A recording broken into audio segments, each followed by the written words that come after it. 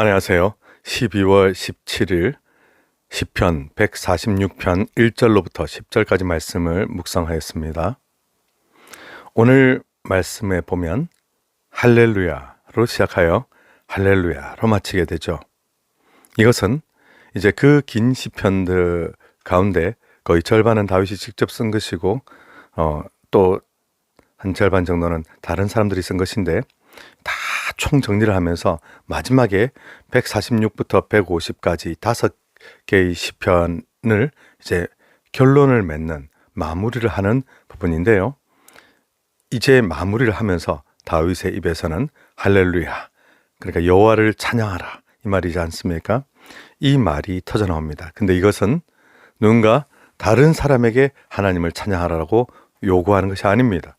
이것은 가만 보면 다윗이 자기의 영혼을 향하여 내 영혼아 여호와를 송축하라 라고 이야기하고 있는 것입니다.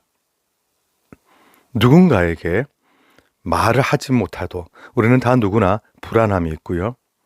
그리고 안타까움이 있고 속상함이 있고 밤잠을 이룰 수 없는 고통이 있습니다. 우리에게는 이런 말 못할 힘든 일들이 매번 있어 왔지요. 그럴 때 나는 상황이 좋지 않으니, 나는 현실이 어려우니 하나님을 찬양하지 못하겠어 라고 하기에는 하나님께서 그 일들을 통하여서도 장차 아름다운 일을 이루실 것이기 때문에 우리는 넉넉히 찬양할 수 있게 됩니다.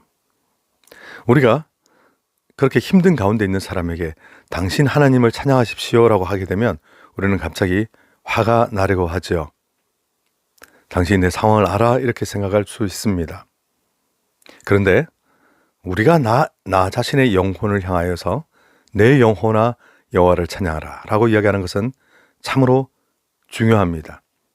역시 다른 사람이 그런 말을 하는 것보다 내가 내 영혼에게 말을 하는 것이 훨씬 유익하고 훨씬 더 위로가 됩니다.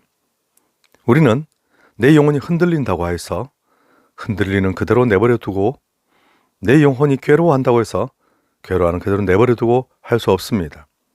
우리는 나 자신을 다시 하나님 앞으로 데리고 나와 하나님 앞에 다시 시선을 고정시키게 하며, 우리가 감사할 수 없는 상황, 예배할 수 없는 상황에서 감사와 찬양을 올려드리며 예배드리는 우리 영혼이 되도록 우리는 우리 자신을 이끌어야만 합니다.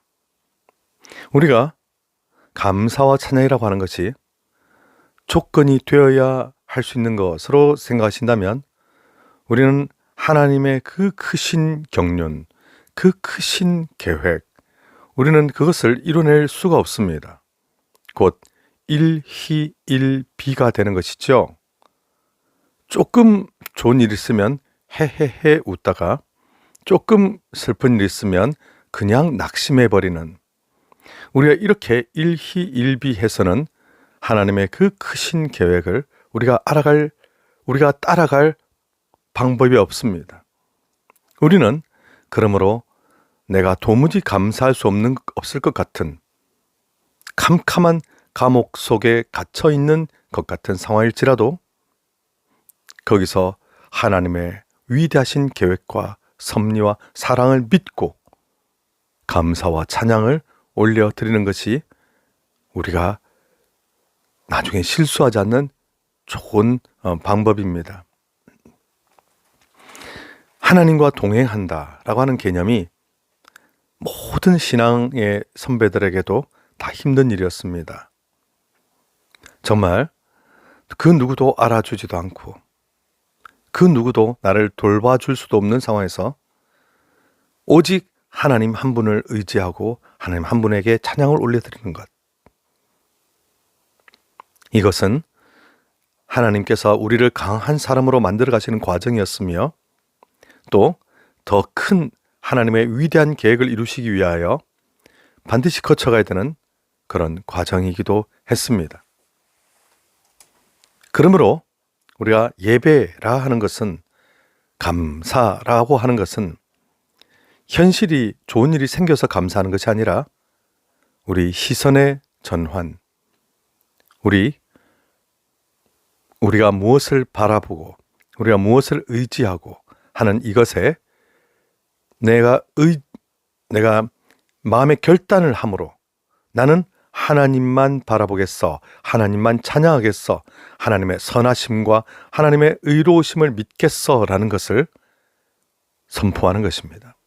그러므로 현실의 어려움에 내 영혼이 이리 휩쓸리고 저리 휩쓸리고 좋은 일 있으면 웃다가 안 좋은 일 있으면 바로 불평하다가 이렇게 되다 보면 우리는 이스라엘 백성들이 광야에서 했던 그 실수를 나도 그대로 반복하게 된다는 것이죠.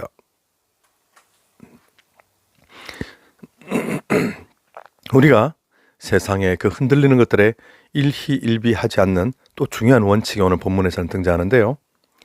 귀인들을 의지하지 말라라고 다윗은 이야기하고 있습니다. 여기서 귀인이 누굴까요? 돈 있는 사람, 권력 있는 사람, 또 친한 사람, 나에게 도움이 될 것 같은 사람, 내가 기대도 좋을 것 같은 사람, 그런 사람들입니다. 우리는 사람을 의지하고 사람과 연대하고 사람과 협조를 해야 세상에서 잘 살아갈 수 있다고 늘 배워왔습니다. 하지만 우리가 그들을 의지하기 시작하는 때에 사람을 의지했을 때 그 사람이 나에게 진짜 도움이 되기보다는 오히려 사람은 믿을 게 못 돼라고 하는 중요한 교훈을 남기게 되는 경우가 훨씬 많죠. 나는 정말 그 사람들과의 관계를 위하여서 그 사람들을 의지하면서 돈 쓰고 마음 쓰고 정말 이렇게 힘을 다했는데 결국엔 가서 사람을 의지할 대상이 아니구나. 우리가 다 그런 경험들이 많지 않으십니까? 우리가 흰머리가 생기고 하면서 참 감사한 것은 우리가 어렸을 때에는 그런 것들을 말로만 들었지 실제 경험은 못하다가 이제 우리가 인생에 늘 이제 늦지막한 황혼기에 접어들면 깨닫게 되는 것은 정말 그러고 보니 사람을 의지한다라고 하는 것은 아무런 도움이 되지 않는구나. 그리고 내가 정말 의지할 분은 하나님 한 분이시구나. 이런 귀한 교훈을 몸으로, 삶으로 우리가 체험을 해보았다는 것이지요. 그래서 젊었을 때는 얻지 못했던 그 지혜, 젊었을 때는 얻지 못하였던 이 신앙의 반석 같은 신앙들, 이런 것들이 우리가 나이 들면서 한 살 한 살 먹어가면서 더욱 발견하게 되는 귀한 보물이 아닌가 싶습니다. 또 나의 인생이라고 하는 여정 속에 하나님께서 숨겨두신 귀한 선물, 숨어 있는 그 소풍 가서 늘 하던 건데 이름이 기억이 안 나네요. 그런 하나님의 선물이라 보여지기도 합니다. 오늘 시편 기자는 사람이란, 우리가 의지할 때 그 사람이란 어떤 존재인가, 결국은 도울 힘이 없는 인생이다 라고 딱 정의를 내려버리죠. 그리고 그도 호흡이 끊어지면 흙으로 들어갈 사람이다, 이렇게 명확하게 밝히고 있습니다. 그러니까 사람은 의지할 대상이 못 된다라는 것이죠. 인간은 모두 하나님의 피조물이며 인간은 또 타락되었으며 예수 그리스도를 의지하여 예수 그리스도의 공로 덕분에 구원을 받은 사람들입니다. 이 사람은 의지하면, 사람을 의지하게 될 때 우리 서로 모두가 상처받고 모두가 마음이 힘들어지는 일들이 발생하게 됩니다. 권력 화려해 보이지요. 곧 사라지고요. 돈 화려해 보이지요. 나중에 함께 불타 없어지게 되고요. 정말 좋은 사람, 멋진 사람 의지하게 될 때 결국 하나님을 의지하지 못하게 되는 상황으로 가게 된다면 그것은 재앙도 그런 재앙이 없게 됩니다. 그러므로 우리는 그 어떤 사람을 의지하는 것이 아니라 하나님 한 분을 의지해야 되는데요. 이것을 우리가 놓쳐버리게 될 때, 심지어 우리 교회에서는 목회자를 의지하는 일들이 너무 많이 발생하게 됩니다. 그러나 이런 목회자도 생명이 다하여 정말 얼마 있으면 땅속으로 들어갈 사람이란 것이죠. 그러므로 우리 인간은 누구나 한계를 가지고 있고 인간은 누구나 의지할 수 있는 대상이 아니다. 이것을 오늘 시편 기자는 명확하게 하고 있습니다. 그래서 야곱의 하나님을 자기 도움으로 삼고 여호와께 소망을 두는 자가 복이 있다. 이렇게 이야기를 하는데요. 야곱의 하나님이 어떤 하나님입니까? 지렁이 같던 야곱, 개역 한글판, 벌레 같은 야곱, 개역 개정판. 이렇게 야곱에 대해서는 정말 이 박한 표현으로 야곱을 설명하고 있는데요. 야곱, 정말 인생에서 속이고 훔치고 도망치고 이런 거 외에 그는 할 줄 아는 게 없었던 인생. 사랑받을 게 있습니까? 존중할 게 있습니까?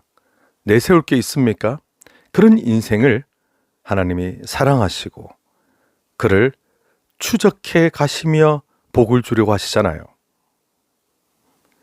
어떻게 이런 일이 가능할까? 우리는 싶습니다. 우리가 신앙을 딱 떼놓고 야곱을 보면 천벌을 받아야 될 사람이죠. 가는 곳마다 사고만 치고 야곱은 일절 쓸모없는 사람이죠. 그러나 하나님께서는 그런 야곱을 사랑하시고 놀랍게도 그런 나도, 그런 우리도 사랑하시고 받아주신다는 것이죠. 그런 야곱의 하나님, 나 같은 자도 하나님께서 사랑하시고 받아주시겠지요. 그러므로 그런 야곱의 하나님을 자기 도움으로 삼고 여호와께 소망을 두는 자가 복이 있도다. 그렇습니다. 세상, 권력, 돈, 사람을 의지하는 것이 아니라 오직 나 같은 자도 용서해 주시고 받아주시는 하나님, 그 야곱의 하나님을 나의 하나님으로 굳게 모시는 이런 복이, 그래서 하나님으로부터 풍성한 은혜를 누리는 저와 여러분 되시기를 축복합니다.